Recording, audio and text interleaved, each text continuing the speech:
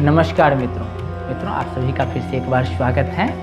और आज हम चर्चा करेंगे कि कौन से धातु से बना हुआ दीपक कौन से देवी देवता के पास में हम जला सकते हैं। कौन से धातु से बना हुआ दीपक किस देवी देवता के पास में जलाने से वो देवी देवता हम पर में अधिक प्रसन्न होंगे। आज इसी के विषय में हम जानकारी आपको देंगे, क्योंकि कई सारे लोग हमसे प्रश्न किए, हमसे पूछे हैं जो पंडित जी हमें बताइए जो माटी से बना हुआ दीपक कौन से देवी देवता के पास में जलावें। अलग अलग धातु से बना हुआ दीपक जो मार्केट में मिलता है, तो कौन से धातु का दीपक लावें और कौन से देवी देवता के पास में जलावें जिससे वो अधिक प्रसन्न हम पर में होंगे। इस प्रकार से कई सारे लोग हमसे प्रश्न किए, तो आज हम इसी का उत्तर आपको देंगे। देखिए, इसका जिक्र अपने धर्मशास्त्रों में अधिक मात्रा में तो नहीं देखा गया, फिर भी धार्मिक पुस्तकों में कहीं कहीं इसका जिक्र आया है। तो आज हम उसी को देख करके, उसी को पढ़ करके, उसी को समझ करके ये जानकारी आपको हम दे रहे हैं। अच्छा जानकारी है, क्योंकि हम सभी के घर में जब भगवान का पूजन करते हैं तो दीपक जलाते हैं, मंदिर जाते हैं तो दीपक जलाते हैं, वैसे भी दीपक जलाते हैं। तो दीपक अगर हम जलाते हैं तो फिर किस धातु में जलाना चाहिए, किन देवी देवताओं के पास में उस धातु से बना हुआ दीपक जला करके रखना चाहिए जो हम पर में अधिक प्रसन्न होंगे। तो आज हम इसी के बारे में चर्चा करेंगे।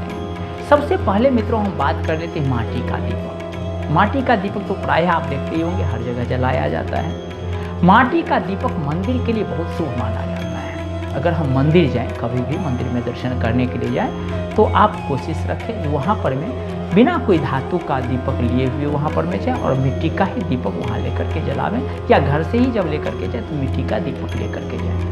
मिट्टी का दीपक मंदिर के लिए बहुत ही अच्छा माना जाता है। वैसे तो मैं आपको बता दूं, मिट्टी का दीपक में कोई भी दोष नहीं लगता, कोई भी वास्तु दोष भी नहीं लगता। तो मिट्टी का दीपक मंदिर में जलाना बहुत शुभ माना जाता है। जब आप अपने घर में कोई अनुष्ठान करें, यज्ञ आदि करें, कोई बड़ा पूजन करें, आयोजन करें, तो मिट्टी का दीपक आप जलाएं, क्योंकि अनुष्ठान में भी मिट्टी का दीपक जलाना बहुत ही शुभ माना जाता है। मंगल ग्रह से अगर आप पीड़ित हैं तो मंगल ग्रहों के लिए भी आप मिट्टी का दीपक का प्रयोग कर सकते हैं, दीपक जला सकते हैं। घी का दीपक होना चाहिए, मिट्टी का दीपक होना चाहिए, घृत से भरा हुआ।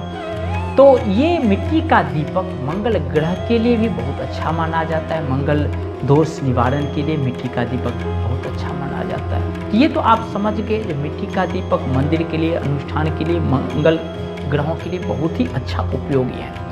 इसके सिवा अगर हम बात करें तो प्रायः ये सारे पूजन में भी आप जला सकते हैं, सारे पूजन में इसको उपयोग आप कर सकते हैं। मिट्टी का दीपक कहीं भी अशुद्ध नहीं माना जाता है, अपवित्र नहीं माना जाता, ये बहुत ही पवित्र माना जाता है। तो प्रायः सारे कामों में आप इस दीपक को यूज कर सकते हैं। लेकिन विशेष रूप से अगर हम बात करें तो फिर आप जो है मंदिर में जलावें, इसको अनुष्ठान में जलावें, और मंगल ग्रह पीड़ा मुक्ति के लिए इस मिट्टी दीपक का आप प्रयोग करें। हम इससे आगे बढ़ते हैं, हम चले जाते हैं पत्थर से बना हुआ दीपक का बात करते हैं, क्योंकि कई घरों में आप देखे होंगे पत्थर का बना हुआ दीपक रहता है, मार्बल का बना हुआ दीपक रहता है, ग्रेनाइट का बना हुआ दीपक रहता है, मूसी पत्थर का बना हुआ दीपक रहता है। तो अलग अलग पत्थरों से भी बना हुआ दीपक पाया जाता है। तो पत्थर का दीपक अगर हम जलाते हैं तो किस कारण से जलावें और किस देवी देवता के लिए अच्छा माना जाता है। तो मंगल ग्रह से पीड़ित जब आप हैं तो इसमें भी आपको कार्य करेगा ये पत्थर का दीपक। तो मंगल दोष निवारण के लिए मंगल का दीपक बहुत अच्छा है। तो आप माने ये पत्थर का दीपक जो है बहुत अच्छा है, तो आप जला लें। तुलसी जी में भी आप जला सकते हैं, जब तुलसी सोरा के पास में जलाते हैं। वैसे तो हम मिट्टी का तो पहले ही आपको हम बता ही दिए, हर एक जगह जलाया जाता है। अब हम पत्थर का बात करें तो पत्थर का दीपक तुलसी जी में भी जलाया जाता है। तुलसी माता को प्रसन्न करने के लिए, वृंदा को प्रसन्न करने के लिए जो है आप पत्थर का बना हुआ दीपक का प्रयोग कर सकते हैं। उसके सिवा अगर हम बात करें तो स्तंभन आदि जो षष्ठ कर्म है, जो कहा जाता है मारण, मोहन, वशीकरण, स्तंभन, उच्चाटन आदि जो ये जो कर्मतांत्रिक कार्य जो है, इसमें भी हम प्रयोग कर सकते हैं। खास करके स्तंभन में, स्तंभन आदि में जो है पत्थर का दीपक बहुत अच्छा माना जाता है। चलिए हम अब दूसरा दीपक का बात करते हैं, लोहा का बात कर रहे थे। लोहा से बना हुआ दीपक कहाँ हम जला सकते हैं, कौन से देवी देवता के पास में हम रख सकते हैं। तो लोहा से बना हुआ दीपक हम शनि मंदिर में जला सकते हैं। शनि ग्रह पीड़ा मुक्ति के लिए हम लोहा का दीपक का प्रयोग कर सकते हैं, बहुत ही अच्छा माना जाता है। इसके सिवा अगर हम बात करें उच्चाटन आदि कर्मों में भी लोहा का दीपक का प्रयोग किया जाता है, तो उसमें भी हम लोहा दीपक लगा सकते हैं।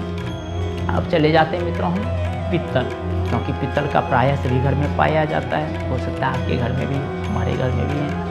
तो पीतल का दीपक जो है सभी घर में पाया जाता है, प्रायः सभी घर में आप देखने को मिलेगा आपको। तो पीतल का दीपक कि देवी देवता के पास में हम जला सकते हैं, तो मैं आपको बता दूं बृहस्पति ग्रह से मुक्ति के लिए, बृहस्पति को प्रसन्न करने के लिए आप पीतल का विशेष रूप से प्रयोग कर सकते हैं। राम कृष्ण विष्णु के सामने भी पीतल का दीपक आप रख सकते हैं। और ये तो हो गया उनको प्रसन्न करने के लिए विशेष रूप से ये दीपक का आप प्रयोग करें। वैसे प्रायः सभी देवताओं के पास में भी आप जो है ये पीतल का दीपक आप रख सकते हैं, आप रख सकते, कोई इसमें दोष नहीं है।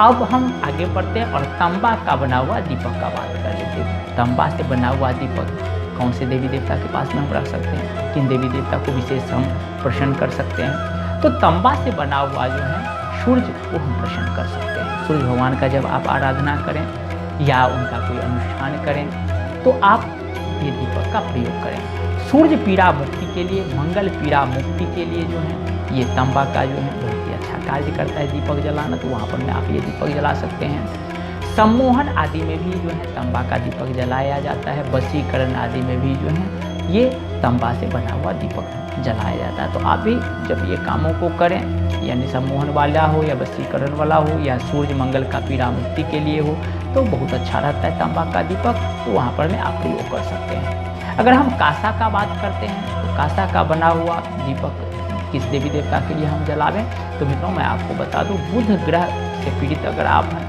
बुध ग्रह निवारण के लिए कांसा का दीपक बहुत अच्छा माना जाता है, तो वहाँ भी आप जला सकते हैं। बृहस्पति के लिए भी अच्छा माना जाता है, यानी बृहस्पति ग्रह पीड़ा मुक्ति के लिए भी जो है कांसा का दीपक बहुत अच्छा माना जाता है। और प्रायः सारे कामों में भी आप लगा सकते हैं, यानी सारे देवी देवताओं के पास में भी इसको जलाया जा सकता है, ये धातु का दीपक जलाया जाता है, तो आप वहाँ भी उस कामों में भी आप लगा लें। अब हम बात कर लेते हैं चांदी का। चांदी का दीपक अगर हम यूज करते हैं तो कौन से देवी देवता को विशेष प्रसन्न हम कर पाएंगे ये चांदी का दीपक से, तो मैं आपको बता दूं चंद्र ग्रह से अगर आप पीड़ित हैं, चंद्रमा के पास में अगर जलाना चाहते हैं तो फिर आप चांदी का प्रयोग आपको करना चाहिए। शुक्र ग्रह से अगर आप पीड़ित हैं तो वहाँ भी जो है आपको ये चांदी का दीपक जलाना चाहिए। माता लक्ष्मी को प्रसन्न करना आप चाहते हैं तो वहाँ भी आपको चांदी का दीपक जलाना चाहिए। वैसे भी प्रायः सारे देवी देवताओं के पास में ये चांदी का दीपक लगाया जा सकता है, कोई आपत्ति नहीं है। अगर हम सोना का दीपक का अगर हम बात करते हैं, सोना से बना हुआ दीपक कौन से देवी देवता के पास में हम लगा सकते हैं, तो मित्रों मैं आपको बता दूं सूर्य के लिए बहुत ही अच्छा माना जाता है। सूर्य बृहस्पति के लिए बहुत ही अच्छा माना जाता है सोना का बना हुआ दीपक। तो सूर्य से अगर आप पीड़ित हैं, सूर्य भगवान को अगर प्रसन्न करना चाहते हैं तो सोना से बना हुआ दीपक का वहाँ पर में प्रयोग करें। बृहस्पति ग्रह से पीड़ित हैं तो बृहस्पति दोष निवारण के लिए हो या बृहस्पति भगवान के प्रसन्नता के लिए हो, आप ये सोना से बना हुआ दीपक का वहाँ पर में प्रयोग कर सकते हैं। इसके सिवा भी प्रायः सारे देवी देवता के पास में भी सोना का दीपक लगाया जा सकता है, कोई आपत्ति नहीं है, कोई दोष नहीं है। मित्रों अगर हम पंचधातु का बात करते हैं, पंचधातु से बना हुआ दीपक अगर हम अपने देवता के पास में लगाते, देवियों के पास में लगाते, तो फिर कौन से देवी देवता को हम अधिक प्रसन्न कर पाएंगे। तो पंचदेव को प्रसन्न करने के लिए पंचदेव को अगर आप स्थापित कर रखे हैं तो वहाँ पर हमें पंचधातु का बना हुआ दीपक बहुत ही अच्छा काम करता है। सरस्वती माता को प्रसन्न करने के लिए भी पंचधातु का बना हुआ दीपक आप प्रयोग में ला सकते हैं। माता सरस्वती को विशेष प्रसन्न करने के लिए, प्रसन्नता रखने के लिए जो है ये दीपक का आप प्रयोग कर सकते हैं। बृहस्पति के लिए भी लोग लगाते हैं और नवग्रह आदि के लिए भी लोग लगाते हैं और विशेष कार्यों में भी इसका लोग उपयोग करते हैं, ये पंचधातु का बना हुआ दीपक। अगर हम अष्टधातु का बात करें, अष्टधातु से बना हुआ दीपक का प्रयोग कहाँ पर में किया जाता है, किन देवी देवता के पास में हम कर सकते हैं, तो मैं आपको बता दूं माता दुर्गा जी के पास में अष्टधातु का दीपक जलाना बहुत ही अच्छा होता है। अष्टधातु से बना हुआ दीपक अगर आप जलाते हैं माता दुर्गा के पास में बहुत ही प्रसन्न होती हैं, उनको आप विशेष प्रसन्न कर पाएंगे, तो वहाँ भी आप जला सकते हैं। नवग्रह दोष पीड़ा मुक्ति के लिए भी आप जो है अष्टधातु का दीपक आप प्रयोग में कर सकते हैं। उसके सिवा अगर हम बात करें तो राम कृष्ण भगवान विष्णु के पास में भी आप जो है अष्टधातु का बना हुआ दीपक लगा सकते हैं, उनको विशेष प्रसन्न आप कर सकेंगे। उसके सिवा अगर हम बात करें तो कोई विशेष अनुष्ठान विशेष कार्य में भी इसको लगाया जाता है। मित्रों तो आप जान ही गए होंगे तो मिट्टी का दीपक किन देवी देवता के पास में लगाया जाता है, पत्थर से बना हुआ दीपक किन देवी देवता के पास में लगाया जाता है, लोहा का दीपक कहाँ पर में लगाया जाता है, तांबा का, पीतल का, कांसा का, चांदी का, सोना का, पंचधातु का, अष्टधातु का दीपक कहाँ कहाँ लगाया जाता है। तो हम आशा करते हैं कि आपको जानकारी बहुत अच्छा लगा होगा। अगर मित्रों अच्छा लगा होगा ये जानकारी, आप इस कमेंट बॉक्स में, हमारे कमेंट बॉक्स में जो है कुछ लिखें या ना लिखें, इससे कोई मतलब नहीं है। आपका मन करता है तो आप अपना प्रश्न भी लिख सकते हैं, नहीं तो जय श्री राम आप जरूर ही वहाँ पर में लिखिएगा। जय श्री राम लिखेंगे, आपका भी कुछ भला हो, मेरा भी कुछ भला हो जाए, ये ज़रूर आप लिखिएगा। वीडियो अगर अच्छा लगा हो तो लाइक भी कर दीजिएगा।